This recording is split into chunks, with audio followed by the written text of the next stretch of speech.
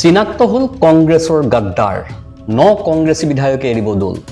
বৰাকৰ 5 বিধায়কে এৰিব পুৰণি দল সোণাইৰ এআইইউডিএফৰ বিধায়ক কৰিমউদ্দিন বৰভূঞা দক্ষিণ কৰিমগঞ্জৰ কংগ্ৰেছ বিধায়ক সিদ্দিক আহমেদ আলগাপুৰৰ এআইইউডিএফৰ বিধায়ক নিজামুদ্দিন চৌধুৰীও যাব অগপলৈ হাইলাকান্দিৰ এআইইউডিএফৰ বিধায়ক জাকিৰ হুছেইনৰ ভৱিষ্যত ঠিকনা বিজেপি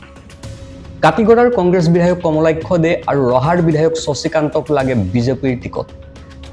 মঙ্গলদৈ বসন্ত দাসে অগপৰ টিকটত খেলিব পাৰে নাও বৈছাৰ পৰা কংগ্ৰেছ ত্যাগ কৰা চেয়াৰমান আলী আহমেদ আব্দুল ৰছিদ মণ্ডল হ'ব মন্দিয়া পূব গোৱালপাৰাত ৰাইজৰ দলৰ প্ৰাৰ্থী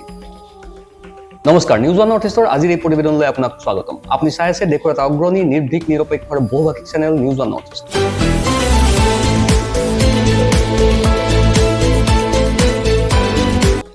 দলবাগৰা সুবিধাবাদী নেতাই চানি ধৰিছে ৰাজ্যৰ ৰাজনীতি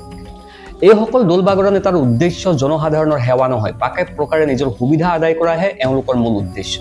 এইসকল সুবিধাবাদীয়ে ৰাজ্যখনৰ ৰাজনীতিক বেপাৰলৈহে পৰ্যবেক্ষিত কৰিছিল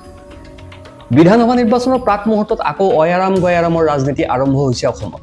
ব্যক্তিগত ৰাজনৈতিক উত্তৰণ সুবিধাবাদ আৰু বিধায়ক মন্ত্ৰী হোৱাৰ ব্যক্তিগত স্বপ্ন পূৰণৰ স্বাৰ্থত ৰাজনৈতিক নীতি আদৰ্শ এৰি দল সলাবলৈ সাজু হৈছে ৰাজ্যৰ 9 জনপ্ৰতিনিধি সন্মুখত বিধানসভা নিৰ্বাচন ইতিমধ্যে ৰাজ্যত সম্পন্ন হৈ গৈছে সমষ্টি পুনৰ নিৰ্ধাৰণ প্ৰক্ৰিয়া ৰাজ্যৰ বৃহৎ সংখ্যক বিধানসভা সমষ্টিৰ চাৰি সীমাৰ উপৰিও সলনি হৈছে জনগাঁথনি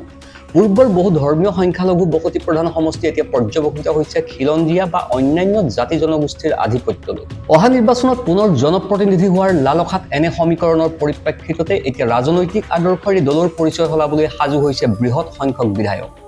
তৰুণ গগৈ চৰকাৰৰ প্ৰাক্তন মন্ত্ৰী তথা কংগ্ৰেছৰ দক্ষিণ কৰিমগঞ্জ সমষ্টিৰ বিধায়ক সিদ্দিক আহমেদে অহা নিৰ্বাচনৰ পূৰ্বে বিজেপিৰ মিত্ৰদল অসম গণ পৰিষদত যোগদানৰ যুঁজা চলাইছে কাৰণ সমষ্টি পুনৰ নিৰ্ধাৰণৰ পাছত দক্ষিণ কৰিমগঞ্জ সমষ্টিত মুছলিম ভোটাৰৰ সংখ্যা 2.5 লাখতকৈ অধিক বৃদ্ধি পাইছে কিন্তু কংগ্ৰেছৰ বিধায়কজনে বিচাৰিছে শাসকীয় মিত্ৰজোঁটত থকাৰ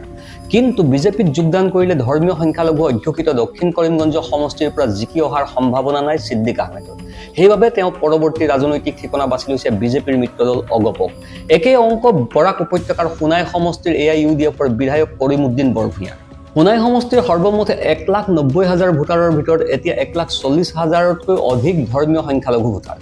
পূৰ্বতে ৰাষ্ট্ৰপতি আৰু ৰাজ্যসভা নিৰ্বাচনত দলক বিশ্বাসঘাতকতা কৰি বিজেপি মিত্ৰজোঁটৰ প্ৰাৰ্থীক ভোট দিয়া বহু বিতৰ্কিত এআইইউডিএফৰ বিধায়ক কৰিমউদ্দিন বৰভূঞাও বিজেপিত যোগদান কৰি নিৰ্বাচনত প্ৰতিদ্বন্দ্বিতা কৰিলে ধৰ্মীয় সংখ্যালঘু বসতি প্ৰধান সমষ্টিৰ পৰা বিধায়ক নিৰ্বাচিত হৈ অহাৰ সম্ভাৱনা তিল মাত্ৰও নাই এনে পৰিপ্ৰেক্ষিতত এআইইউডিএফৰ বিধায়কজনেও নিৰ্বাচনৰ পূৰ্বে যোগদান কৰিব বিচাৰিছে বিজেপিৰ মিত্ৰদল অসম গণ পৰিষদ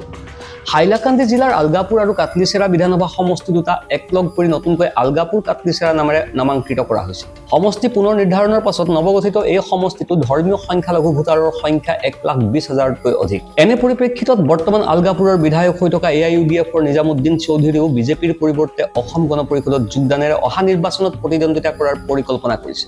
কংগ্ৰেছৰ সিদ্দিক আহমেদ এআইইউডিএফৰ কৰিমউদ্দিন বৰভূঞা আৰু এআইইউডিএফৰ নিজামুদ্দিন চৌধুৰী তিনিওজনে পূৰ্বতে ৰাজ্যসভা আৰু ৰাষ্ট্ৰপতি নিৰ্বাচনত বিজেপি মিত্ৰজোঁটৰ প্ৰাৰ্থীক গোপনে ভোটদান কৰি নিজৰ দলক বিশ্বাসঘাতকতা কৰাৰ ৰেকৰ্ড আছে এই তিনিজন বিধায়কে ইতিমধ্যে অসম গণ পৰিষদৰ সভাপতি অতুল বৰা আৰু কাৰ্যকৰী সভাপতি কেশৱ মহন্তৰ সৈতে বৈঠকত মিলিত হৈ আঞ্চলিক দলটোত যোগদানৰ বাবে আগ্ৰহ প্ৰকাশ কৰিছে জানিব পৰা মতে হাইলাকান্দিৰ এআইইউডিএফৰ বিধায়ক জাকিৰ হুছেইন লস্কৰেও অহা নিৰ্বাচনৰ পূৰ্বে বিজেপিত যোগদানৰ বাবে ইতিমধ্যে মুখ্যমন্ত্ৰী হিমন্ত বিশ্ব শৰ্মাৰে যোগাযোগ কৰিছে সমষ্টি পুনৰ নিৰ্ধাৰণৰ পাছত হাইলাকান্দিত এতিয়া মুছলমানৰ তুলনাত হিন্দু ভোটাৰৰ সংখ্যা 70,000 বৃদ্ধি পাইছে এনে পৰিপ্ৰেক্ষিতত বদৰুদ্দিন আজমলৰ এআইইউডিএফৰ পৰা প্ৰতিদ্বন্দ্বিতা কৰি অহা নিৰ্বাচনত জাকিৰ হুছেইন লস্কৰে হাইলাকান্দিৰ পৰা পুনৰ জয়ী হোৱাৰ কোনো সম্ভাৱনা নাই এনে পৰিপ্ৰেক্ষিতত তেওঁ বিজেপিত যোগদানেৰে আকৌ হাইলাকান্দিৰ বিধায়ক হোৱাৰ পৰিকল্পনা কৰিছে আনহাতে প্ৰদেশ কংগ্ৰেছৰ প্ৰাক্তন কাৰ্যকৰী সভাপতি তথা কাটিগড়াৰ বিধায়ক কমলাক্ষ দে পুৰকায়স্থইও পূৰ্বতে ৰাজ্যসভা বা ৰাষ্ট্ৰপতি নিৰ্বাচনত বিজেপি মিত্ৰজোঁটক ভোট দি কলংকৰ নজিৰ গঢ়ি থৈছে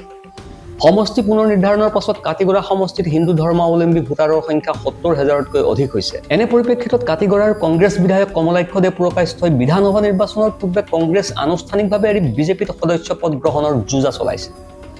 আন এজন কংগ্ৰেছ বিধায়ক ৰহাৰ শশীকান্ত দাসৰো একেই অংক সমষ্টি পুনৰ নিৰ্ধাৰণৰ পাছত ৰহা সমষ্টিৰ পৰা বিজেপি প্ৰাৰ্থী হিচাপে প্ৰতিদ্বন্দ্বিতা কৰিলে শশীকান্ত দাসে বিজয়ৰ সম্ভাৱনা অধিক প্ৰবল বুলি অনুভৱ কৰিছে। ইতিমধ্যে কংগ্ৰেছত থকা অৱস্থাত মুখ্যমন্ত্ৰী হিমন্ত বিশ্ব শৰ্মাৰ সৈতে হলিগলি কৰি কংগ্ৰেছৰ বিশ্বাসযোগ্যতা হেৰুৱাইছে শশীকান্ত দাসে। প্ৰদেশ কংগ্ৰেছৰ প্ৰাক্তন কাৰ্যবাহী সভাপতি তথা কাটিগড়াৰ বিধায়ক কমলাক্ষ দে পুৰকায়স্থৰ সৈতে ৰহাৰ কংগ্ৰেছ বিধায়ক শশীকান্ত দাসে নিৰ্বাচনৰ পূৰ্বে বিজেপিত যোগদানৰ বাবে সাজু হোৱা বুলি জানিব পৰা গৈছে। কংগ্ৰেছৰ আন এগৰাকী বিধায়ক মংগলদৈ বসন্ত দাসৰ এতিয়া নাজল নাচল অৱস্থা। কমলাক্ষ দে পুৰকায়স্থ শশীকান্ত দাস ছিদ্দিক আহমেদৰ সৈতে একেলগে বিধানসভা সচিবালয়ত ৰাজহুৱাভাৱে মুখ্যমন্ত্ৰীৰ আশীৰ্বাদ লোৱাৰ পাছৰে পৰা কংগ্ৰেছত সমূলি বিশ্বাসযোগ্যতা হেৰুওৱা বসন্ত দাসৰ এতিয়া অহা নিৰ্বাচনত বিজেপিৰ পৰা প্ৰাৰ্থিত্ব লাভৰ সম্ভাৱনা একেবাৰেই ক্ষীণ।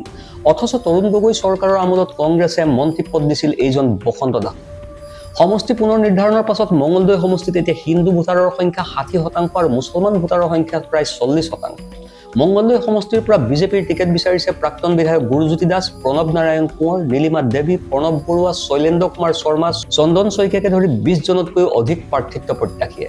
এইসকলক বঞ্চিত কৰি মুখ্যমন্ত্ৰীয়ে এতিয়াও বিজেপিত যোগদান নকৰা কংগ্ৰেছৰ বিধায়ক বসন্ত দাসক মংগলদৈত বিজেপিৰ প্ৰাৰ্থিত্ব প্ৰদান কৰাটো যথেষ্ট প্ৰত্যাহ্বানমূলক হৈ পৰিছে। এনে পৰিপ্ৰেক্ষিতত মুখ্যমন্ত্ৰীয়ে কংগ্ৰেছৰ প্ৰাক্তন মন্ত্ৰী বসন্ত দাসক অসম গণ পৰিষদত যোগদান কৰাৰ পৰামৰ্শ দিয়া বুলি জানিব পৰা গৈছে। অগপত যোগদানেৰে লখিমপুৰ জিলাৰ অনুসূচিত জাতিৰ বাবে সংৰক্ষিত সমষ্টি নাওবৈচাৰ পৰা মংগলদৈৰ কংগ্ৰেছ বিধায়ক বসন্ত দাসক প্ৰতিদ্বন্দ্বিতা কৰাৰ বাবে মুখ্যমন্ত্ৰীয়ে সেউজ সংকেত দিছে। কিন্তু এই ক্ষেত্ৰত এতিয়ালৈকে অসম গণ পৰিষদৰ নেতৃত্বৰ পৰা সঁহাৰি পোৱা নাই বসন্ত দাসে। আনহাতে বৰাক উপত্যকাৰ কাটলিচেৰাৰ AIUDFৰ বিধায়ক সুজামুদ্দিন লস্কৰ আৰু বৰপেটাৰ কংগ্ৰেছ বিধায়ক আব্দুল ৰহিম আহমেদেও দল এৰি আন দললৈ ধাৱমান হোৱাৰ সম্ভাৱনা দেখা গৈছে। এইসকলৰ উপৰিও ইতিমধ্যে নামনি অসমৰ কংগ্ৰেছৰ দুজন বিধায়কে যোগদান কৰিছে অখিল গগৈৰ ৰাইজৰ দল। ধুবুৰীৰ কংগ্ৰেছ সাংসদ ৰকিবুল হুছেইনৰ সৰ্বগ্ৰাসী ৰাজনৈতিক অটপালিত অতিষ্ঠ হৈয়ে পশ্চিম গোৱালপাৰা সমষ্টিৰ কংগ্ৰেছ বিধায়ক আব্দুল ৰছিদ মণ্ডল আৰু বাঘবৰৰ কংগ্ৰেছ বিধায়ক শ্বেৰমান আলী আহমেদে বিগত সপ্তাহত ৰাইজৰ দলৰ সদস্য পদ গ্ৰহণ কৰিছে। সমষ্টি পুনৰ নিৰ্ধাৰণত ইতিমধ্যে পশ্চিম গোৱালপাৰা সমষ্টি অনুসূচিত জাতিৰ বাবে সংৰক্ষিত হোৱাত অহা নিৰ্বাচনত কংগ্ৰেছৰ বিধায়ক আব্দুল ৰছিদ মণ্ডলে এইবাৰ পূব গোৱালপাৰা সমষ্টিৰ পৰা প্ৰতিদ্বন্দ্বিতা কৰাৰ পৰিকল্পনা কৰিছে। কাৰণ পশ্চিম গোৱালপাৰা সমষ্টিৰ এক বৃহৎ এলেকা অন্তৰ্ভুক্ত হৈছে ধৰ্মীয় সংখ্যালঘু বসতি প্ৰধান পূব গোৱালপাৰা সমষ্টি। পূব গোৱালপাৰা সমষ্টিত এতিয়া আকৌ বিধায়ক হৈ আছে কংগ্ৰেছৰ আব্দুল কামাল ৰছিদ আলম।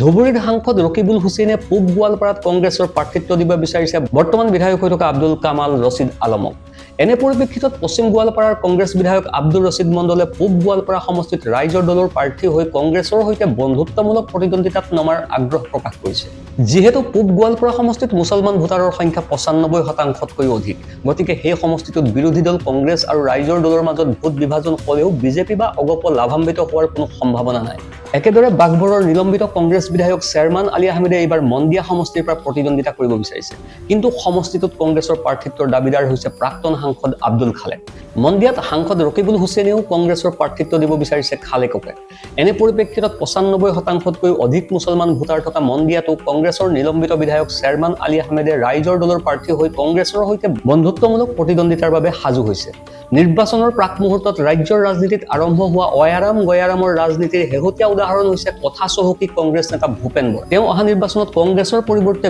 বিহপুৰীয়া সমষ্টিৰ পৰা বিজেপিৰ প্ৰাৰ্থী হিচাপে প্ৰতিদ্বন্দ্বিতা কৰি বিধায়ক নিৰ্বাচিত হৈ মুখ্যমন্ত্ৰী হিমন্ত বিশ্ব শৰ্মাৰ আশীৰ্বাদেৰে মন্ত্ৰী হোৱাৰ সপোন দেখিছে। সেইবাবে তেওঁ নিশাটোতে কংগ্ৰেছৰ আদৰ্শ এৰি দীৰ্ঘদিন সমালোচনা কৰি অহা হিন্দুত্ববাদী ৰাজনৈতিক দল বিজেপিত যোগদান কৰিলে। বিজেপিত যোগদানৰ পাছত ভূপেন বৰাক মুখ্যমন্ত্ৰী হিমন্ত বিশ্ব শৰ্মাই হয়তো বিহপুৰীয়াৰ প্ৰাৰ্থিত্ব দি বিধায়কো পাতিব। কিন্তু প্ৰদেশ কংগ্ৰেছৰ সভাপতি পদত থাকি দীঘলীয়া সময় মুখ্যমন্ত্ৰী তেওঁৰ পত্নী ৰিণিকী ভূঞা শৰ্মা আৰু মুখ্যমন্ত্ৰীৰ পৰিয়ালৰ পৰ্বতসম সম্পত্তি আৰু দুৰ্নীতিক কঠোৰ ভাষাৰে নিন্দা কৰি অহা ভূপেন বৰাক মুখ্যমন্ত্ৰীয়ে হৃদয়েৰে আঁকোৱালি ল'বনে, নে ভূপেন বৰাৰ ভৱিষ্যত প্ৰদেশ কংগ্ৰেছৰ প্ৰাক্তন কাৰ্যকৰী সভাপতি ৰাণা গোস্বামীৰ দৰে বিজেপিৰ লাষ্ট বেঞ্চত হ'ব? Bureau report, news one north east.